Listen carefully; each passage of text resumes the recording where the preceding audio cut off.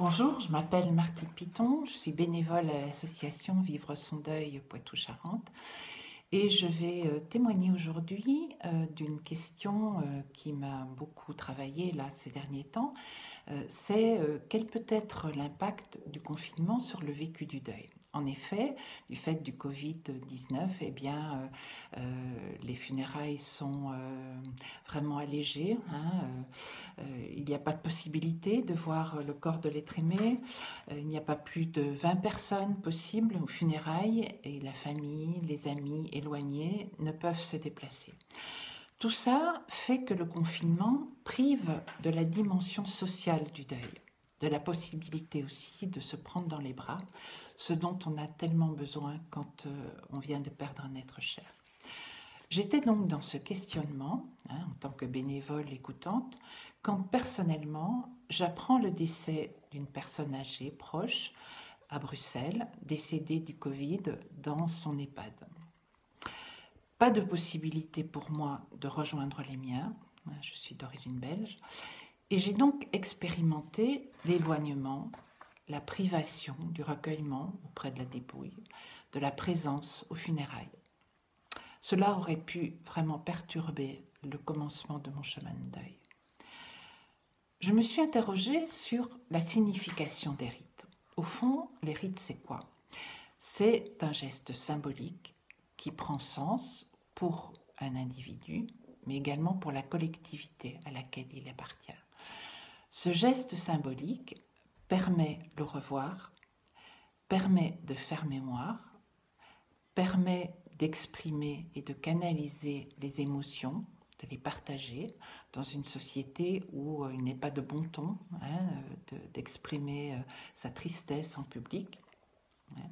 Et ce geste symbolique permet enfin de repartir dans le chemin de la vie. C'est un peu l'image d'un cercle qui aurait été brisé ouvert par la disparition de l'être décédé, de l'être aimé. Et avec les rites, ce cercle peut se refermer. Les mains se rejoignent et cela refait circuler l'énergie entre nous. Nous comprenons donc que les rites, au moment des funérailles, sont essentiels pour bien démarrer un deuil. C'est de tout cela dont j'allais être privée. Et là, pour moi, je me suis rendu compte que si les rites traditionnels ne pouvaient se faire, si ma présence physique auprès des miens et le réconfort mutuel n'étaient pas possibles, j'ai découvert qu'il était possible de bricoler des rituels pour vivre ce deuil malgré l'éloignement. Et là, les technologies modernes ont été essentielles. Nous avons beaucoup communiqué entre nous, entre frères et sœurs, par WhatsApp. Nous avons échangé des photos, des textes, des musiques. Nous avons construit ensemble la cérémonie qui ne pouvait pas durer plus d'un quart d'heure. Et le jour même, un de mes frères a retransmis en direct la cérémonie. Ça, depuis l'extérieur du crématorium, donc je suis rentrée avec eux. J'ai été accueillie dans la petite salle où était posé le cercueil par le prêtre qui m'a saluée personnellement. De mon côté, j'avais installé une bougie à côté de l'ordinateur, un petit bouquet de fleurs, sa photo. Et vraiment, j'étais là, complètement avec eux. À l'intérieur de moi, j'étais vraiment en lien avec eux. Nous avons vécu un bel hommage dans l'union des cœurs et la prière. Et quand il passait devant l'iPhone, qui filmait donc la cérémonie, eh bien chacun me faisait un petit salut. Cet hommage créé ensemble dans la prière et l'émotion m'a apaisée. Donc oui, je crois qu'il est vraiment possible de créer, d'inventer des rituels qui vont aider au chemin du deuil. J'avais également la veille écrit un petit poème en partant des lettres de son prénom. Voilà, l'émotion était là, mais vraiment je sentais que je nourrissais le lien intérieur à la personne disparue. Et au fond, c'est ça qui est important tout au long du chemin du deuil, c'est continuer à prendre soin de ce lien à lui ou à elle. Il n'est plus là physiquement, mais il est tellement présent à l'intérieur de nous. Christophe Forêt, qui est psychiatre et qui a écrit Vivre le deuil au jour le jour, nous dit qu'il n'y a pas à se focaliser sur l'absence physique au moment des funérailles. Bien sûr, c'est mieux, mais cela n'empêche pas de commencer ce chemin de deuil. On pourra toujours refaire ensemble ultérieurement un hommage. Hein. Et puis, c'est surtout la relation avec l'être décédé qui sera décisive dans notre cheminement. Ce que nous avons pu vivre, partager avec lui ou avec elle, en prenant conscience que ce que nous sommes devenus, grâce à lui, grâce à elle, et le lui écrire, pourquoi pas, hein, autre rituel possible. Au fond, nous avons des capacités de résilience pour traverser le deuil, même si les conditions de funérailles, les conditions de revoir ne sont pas idéales.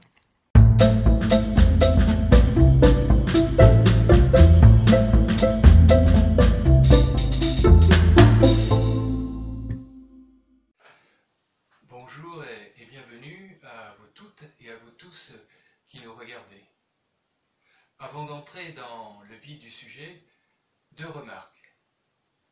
La première, nous voici donc au premier jour de notre démarche vers la Pentecôte. Comme nous l'a dit notre Père évêque, nous sommes au Cénacle, en ce temps de confinement-déconfinement, en compagnie de Marie. Nous allons cheminer de Pâques à la Pentecôte. Et pour marquer cela, nous allons débuter notre parcours avec la méditation de l'évangile de Jean, lu à la messe du jour, le jour de Pâques.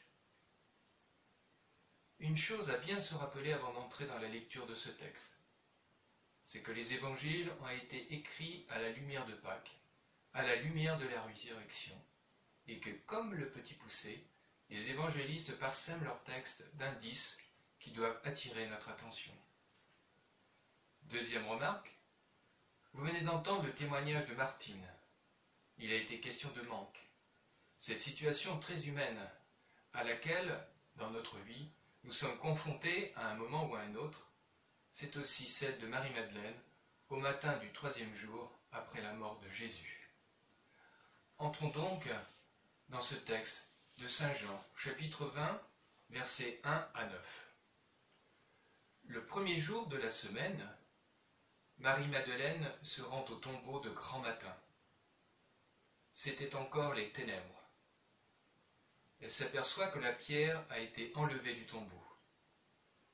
Elle court donc trouver Simon-Pierre et l'autre disciple, celui que Jésus aimait. Et elle leur dit : « On a enlevé le Seigneur de son tombeau, et nous ne savons pas où on l'a déposé. » Pierre partit donc avec l'autre disciple pour se rendre au tombeau. Ils couraient tous les deux ensemble. Mais l'autre disciple courut plus vite que Pierre et arriva le premier au tombeau. En se penchant, il s'aperçoit que les linges sont posés à plat. Cependant, il n'entre pas. Simon-Pierre, qui le suivait, arrive à son tour. Il entre dans le tombeau. Il aperçoit les linges posés à plat, ainsi que le suaire qui avait entouré la tête de Jésus, non pas posé avec les linges, mais roulé à part, à sa place. C'est alors qu'entra l'autre disciple, lui qui était arrivé le premier au tombeau. Il vit et il crut. Jusque-là, en effet, les disciples n'avaient pas compris que, selon l'Écriture, il fallait que Jésus ressuscite d'entre les morts. Le premier jour de la semaine. Ce n'est pas un hasard. Les dernières notations chronologiques que Jean a fournies parlaient de la préparation de Pâques. Désormais, la page est tournée, le sabbat est passé, nous sommes un premier jour. Voici donc une nouvelle semaine qui commence. C'est pour bien marquer que nous sommes dans des temps nouveaux. Pour Jean, on en est encore au commencement du commencement. C'est le premier jour, mais il fait encore sombre au tombeau. Comme avant la création du monde, dans le livre de la Genèse au verset 2. Si le monde ancien s'en est allé, on n'est pas encore tout à fait entré dans le nouveau, le jour 1 de la révélation du Christ ressuscité. Mais rien n'est encore dévoilé. Le mystère du tombeau est encore dans l'ombre, et cela va être précisément l'objet des récits de Pâques, et de celui-ci en particulier, de décrire le dévoilement de cet événement qui est encore non connu, et de son sens qui est encore obscur. Marie-Madeleine se rend au tombeau de grand matin. J'en simplifie. Il n'y a plus qu'une seule femme. La femme est là, de bon matin, comme Ève, la vivante, au début de la création dans le livre de la Genèse. Mais cette femme, ce n'est pas n'importe qui. C'est Marie-Madeleine à qui Jésus a redonné sa dignité et libéré de la mort spirituelle. D'une certaine façon, elle a déjà l'expérience du tombeau, mais elle a surtout l'expérience dont Jésus fut pour elle l'acteur généreux. Elle lui doit beaucoup, et elle tient à garder secret le sentiment de reconnaissance qu'elle lui porte depuis qu'elle revit. L'amour demande l'intimité et la discrétion. Et elle vient, sans aromates. Joseph d'Arimathie et Nicodème s'en sont chargés, et très largement, avec 100 livres de myrrhe et d'aloès. Marie-Madeleine est présentée toute seule, intentionnellement. Elle va être la protagoniste d'une des scènes suivantes, où Jésus la fera entrer dans la foi. Alors, seulement, elle pourra dire « J'ai vu le Seigneur ». Elle pourra le dire à ce moment-là avec le fameux verbe en grec « orao », le verbe de la foi. Pour le moment, elle voit du verbe « blepo », le verbe de la vision oculaire. Elle voit seulement la pierre enlevée du tombeau. Cette pierre, Jean ne l'avait pas mentionnée lors de l'ensevelissement. Donc, quelque chose est arrivé, qui vient briser l'ordre normal des cimetières. Une pierre tombale ne s'enlève pas. Déjà la croix avait été quelque chose d'inassimilable, une rupture impossible à comprendre, ce qui n'aurait pas dû être. Et pourtant Jésus est mort et enseveli. Et voilà que de nouveau, un fait anormal a lieu. La pierre qu'on avait roulée est à son tour enlevée. Et cela se voit avec le verbe blepo. Mais pourquoi la pierre est-elle enlevée? Qu'est-ce qui s'est passé? Qu'est-ce que cela signifie? Il fait encore sombre. On a déjà été mis sur la voie plus haut dans l'Évangile, au tombeau de Lazare. Avec le même verbe, je raconte que Jésus dit « enlevez la pierre ». Ce sont des gens qui étaient là, et pas des anges qui l'avaient fait. Et Jésus, à ce moment-là, avait rendu grâce afin qu'ils croient.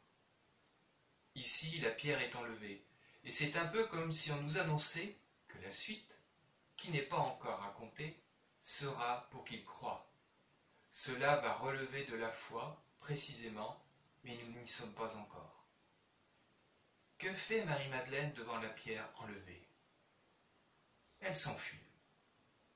Au galop, elle vient vers Simon-Pierre et l'autre disciple, et elle leur dit « On a enlevé le Seigneur du tombeau, et nous ne savons pas où on l'a mis. » Cette rupture inconcevable de l'ordre des tombeaux provoque en elle un éloignement. Elle part en courant. Cette course d'ailleurs va provoquer un ricochet, une autre course, dans l'autre sens, celle de Pierre et de l'autre disciple.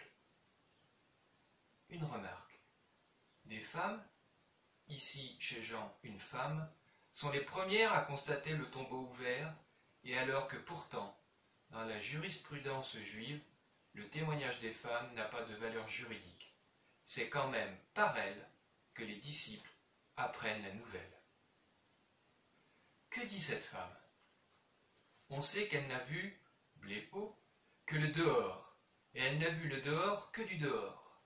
Elle n'a donc rien à dire, sinon l'anomalie qu'elle constate en lui donnant une explication la plus immédiate. On a enlevé le Seigneur du tombeau.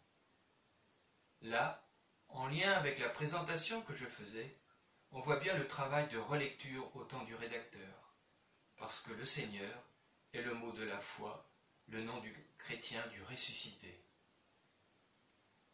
tout à l'heure, Marie-Madeleine ne parlera pas du Seigneur.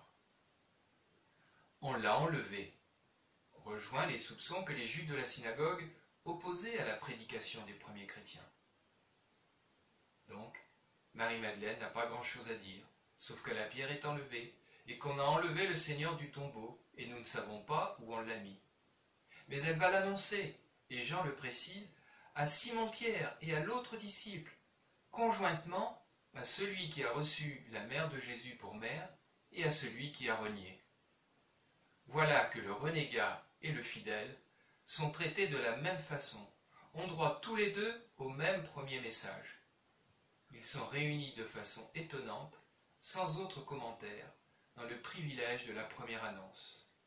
Comme quoi, on est bien dans les temps nouveaux, et les vieilles catégories n'ont apparemment plus cours. Explorons maintenant les versets 3 à 7. Le disciple, plus jeune, arrive le premier. Ce jeu de scène à l'entrée, après vous, je n'en ferai rien, marque bien la hiérarchie. Celui que son reniement a fait dernier a depuis été établi premier. C'est donc lui qui entre le premier. Mais il ne voit rien. Voilà deux témoins qui séparément attestent de façon concordante la réalité des faits, et quatre réalités d'un coup.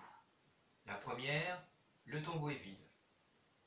La deuxième, ce n'est pas un rapt, tout est bien rangé. Le coup n'a pas été fait comme un pillage nocturne de sépulture, le corps n'a pas été volé.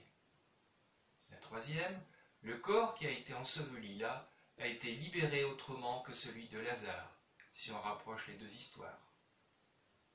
La quatrième, ce qui est arrivé n'obéit pas à l'ordre normal des choses, mais obéit à un autre ordre qui échappe à l'ordre ou au désordre des hommes. Voilà les constats qu'ils font l'un et l'autre séparément, et le témoignage concordant et séparé des deux hommes a valeur juridique. Donc, ces constats attestent la véracité de l'événement, contrairement à toutes les rumeurs. Mais cela ne dit toujours rien de l'événement lui-même. Ce tombeau vide et bien rangé ne prouve rien. L'événement de la résurrection est un événement de foi, et pour la foi, les choses ne sont pas des preuves. La foi ne se fonde pas sur des choses. Il n'y a pas, pour la foi, des preuves au sens des scientifiques. D'ailleurs, Pierre, qui constate l'état des choses, ne réagit pas. Elle reste aussi mystérieuse que s'il n'avait rien vu. Il n'y a pas d'explication au mystère et il ne nous en a pas fourni. On reste dans la nuit. Il va donc falloir chercher ailleurs, et cet ailleurs, c'est l'autre disciple qui va l'indiquer. Le verset 8 nous dit « Alors entra l'autre disciple, arrivé le premier au tombeau. Il vit et il crut. » Et le verset 9 « Car il n'avait pas encore compris l'écriture et qu'il fallait que Jésus ressuscitât des morts. » Ici, il reste encore le disciple parfait. Arrivé le premier au tombeau, il est le premier à entrer dans la foi. Il vit et il crut. Il n'a pas fait que constater comme Pierre et comme Marie-Madeleine. Il voit, changement de verbe, on passe au verbe orao. Que voit-il? Certainement pas la même chose que Pierre. Pierre aussi a vu les linges, mais il n'a vu que les linges, tandis que lui, il voit ce dont les linges ne font pas preuve, mais dont ils font signe. Ici, le disciple voit. Le disciple que Jésus aimait entre d'emblée dans le mystère. Il aime, alors il voit tout ce qui est derrière les choses. Son amour lui fait comprendre l'incompréhensible des événements. Son regard traverse l'opacité des choses, et il voit en véritable voyant, c'est-à-dire en véritable croyant. La question qui est posée par le tombeau vide et qui a paniqué Marie-Madeleine ne tire pas sa réponse de la force des choses. Encore une fois, ce ne sont pas les choses qui font croire, mais la parole, ici amenée par la mention de l'Écriture. Jusqu'ici, la parole de l'Écriture leur était restée fermée. Ils ne comprenaient pas qu'il fallait que Jésus ressuscitât des morts. Or, reconnaître l'autorité de l'Écriture Reconnaître l'Écriture comme parole de vie, c'est un acte de croyant. Au croyant, ce qu'il observe avec ses yeux, blépeaux, vient appuyer ce que sa foi lui a dévoilé.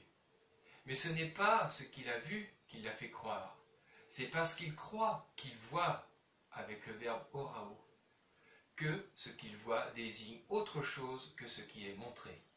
C'est le principe même de la notion de signe dans l'évangile de Jean. Qu'a-t-il vu? Il a vu ce qui est incroyable et qui dépasse l'entendement. Puisque le tombeau est vide, puisqu'il n'y a plus rien, tout est alors possible. Le vide du tombeau devient le signe de la plénitude de vie. Il comprend que pour la première fois dans l'histoire du vivant, la mort n'a pas pu faire son œuvre de désintégration. Un bouleversement radical vient de se produire dans l'ordre de la création dont Dieu est l'auteur et qui se manifeste avec le Christ au matin de Pâques. Rien ne sera plus comme avant. Le processus naturel de désintégration qui met fin à la vie est bouleversé en profondeur. Il n'y a pas de cadavre et il n'y aura pas de cadavre. Il n'y a pas de reste, tout est donné. La chair morte de Jésus n'est pas désintégrée et ne le sera pas. Saint Paul dira, il n'a pas connu la corruption. Mieux encore, non seulement la chair morte de Jésus n'est pas désintégrée, mais elle est intégrée à son esprit. Elle est entièrement incorporée à ce qu'il est, au point que désormais, son esprit est aussi charnel que sa chair est spirituelle. En lui, l'homme total est définitivement accompli. C'est en ce sens que l'Église parle de résurrection de la chair. C'est pour cela qu'on pourra le voir et qu'il pourra se laisser voir s'il le veut, quand il le veut et à qui il veut. Autrement dit, sa présence est réelle, elle est pleinement réalisée. Tout est accompli, a dit Jésus avant de rendre l'Esprit. L'événement de la résurrection accomplit ce qui a été inauguré à Noël, à l'incarnation. Le Christ est désormais absolument vivant au milieu de nous, et avec nous, pleinement là, totalement donné, disponible pour tous les hommes de tous les temps. On peut donc dire que le tombeau vide nous révèle que la figure actuelle de ce monde n'est pas sa réalité définitive. Il est un signe annonciateur du retournement eschatologique du monde inauguré par Dieu à la résurrection du Christ. Le père Bernard Sesboué écrit « Le statut du ressuscité nous annonce que Jésus a franchi les limites de notre histoire et qu'il est parvenu en Dieu à une vie définitive avec son humanité et qu'il y entraîne la nôtre. »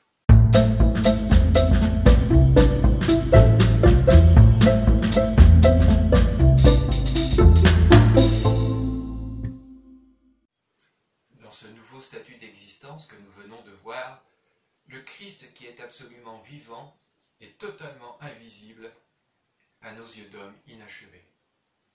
C'est pour cela qu'il nous demande, nous qui ne sommes pas finis, de le rendre visible à ce monde en gestation, de le rendre présent, de le représenter, d'être son corps de chair. C'est cela l'Église. Faire Église, c'est rendre le ressuscité visible au monde, c'est rendre notre existence humaine parlante, parole de Dieu.